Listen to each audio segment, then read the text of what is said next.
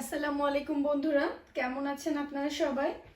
আমিও আপনাদের দোয়ায় এবং আল্লাহর রহমতে ভালো আছি। আজকে সকাল থেকে আমাদের লন্ডনে খুবই বৃষ্টি হচ্ছে, আর এরকম বৃষ্টির দিনে কিন্তু গরম গরম পাকোড়া খেতে খুব ভালো লাগে। তাই ভাবলাম আজকে ডাল আর চিংড়ি মাছের একটু পাকোড়া বানিয়ে নিই আর আপনাদের সাথেও রেসিপিটা শেয়ার করি।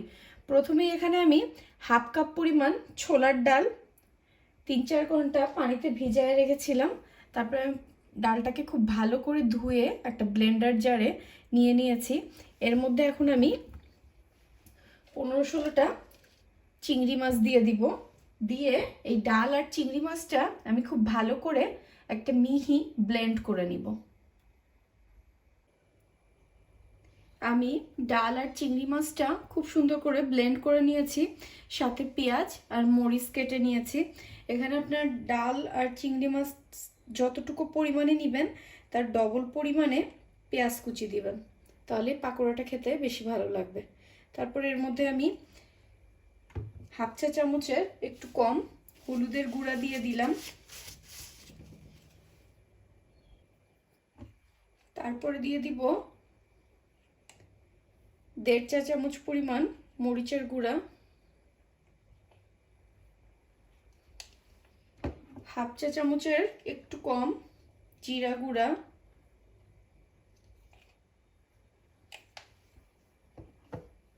খুব সামান্য কি হাফ চা চামচেরও একদম তারও হাফ ধনিয়া গুঁড়া,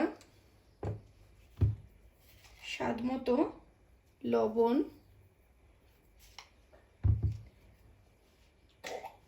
তারপরে দিয়ে দিব হাফ চা চামচের একটু কম আদা বাটা আর হাফ চা চামচ পরিমাণ রসুন বাটা।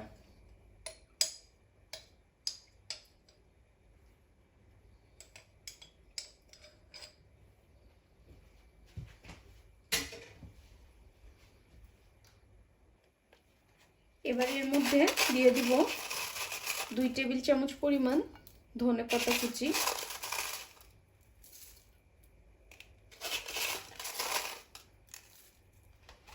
দিয়ে এবার সবকিছু একসাথে খুব ভালো করে মিক্সড করে নিব।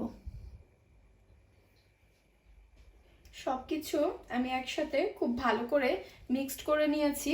এগুলো এখন আমি ডুবো তেলে মিডিয়াম লো হিটে একটু সময় নিয়ে মুচমুচা করে ভেজে নিব।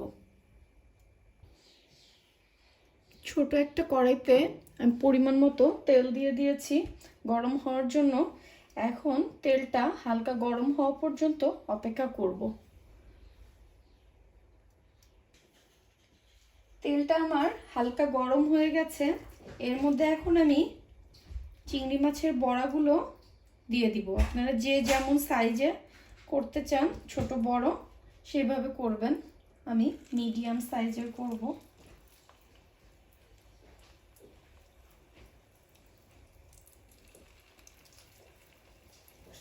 আর এই পাকোড়াগুলো অবশ্যই কিন্তু মিডিয়াম আঁচে ভাজবেন, বেশি জোরে আঁচে ভাজবেন না, তাহলে ভিতরটা কাঁচা কাঁচা থেকে যাবে,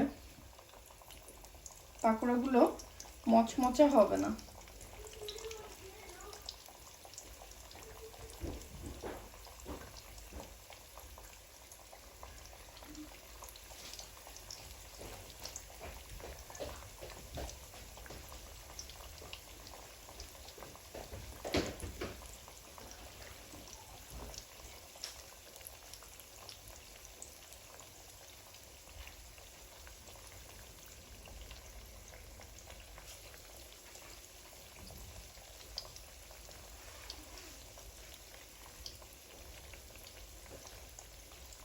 পাকোড়াগুলো এখন আমি 2 পাশ লাল লাল করে ভেজে নিব।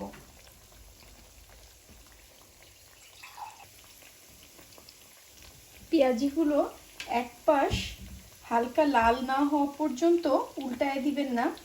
চিংড়ি মাছের এই বড়াগুলো কিন্তু খুব নরম হয়, এই জন্য এক পাশ হালকা কালার না আসা পর্যন্ত উল্টায় দিবেন না, তাহলে পাকোড়াগুলো ভেঙে যাবে।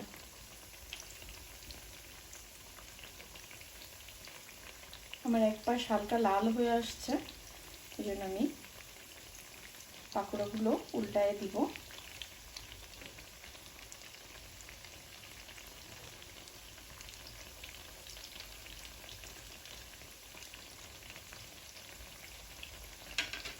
দিয়ে এই পাশটাও আমি লাল লাল করে ভেজে নিব। আমার পাকোড়াগুলো ভাজা হয়ে গেছে, এবার আমি উঠায় ফেলবো তেল থেকে।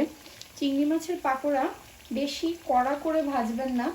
আমরা এমনি পেঁয়াজের পাকোড়া বা অন্য পাকোড়া যেভাবে একদম ব্রাউন কালার করে ফেলি, ওরকম অত কড়া করে ভাজবেন না। চিংড়ি মাছের পাকোড়াগুলো হালকা এরকম লাল কালার হলেই উঠায় ফেলবেন, তাহলে এই পাকোড়াগুলো খেতে বেশি ভালো লাগে। বেশি কড়া করে ভাজলে ভিতরটা খুব শুকনো ড্রাই হয়ে যায়, তখন খেতে ভালো লাগে না।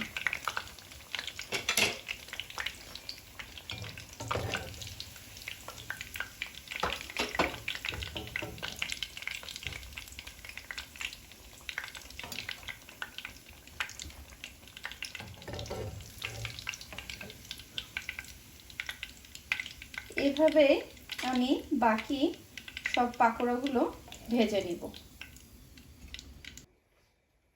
তৈরি হয়ে গেল আমার ভীষণ মজার চিংড়ির পাকোড়া।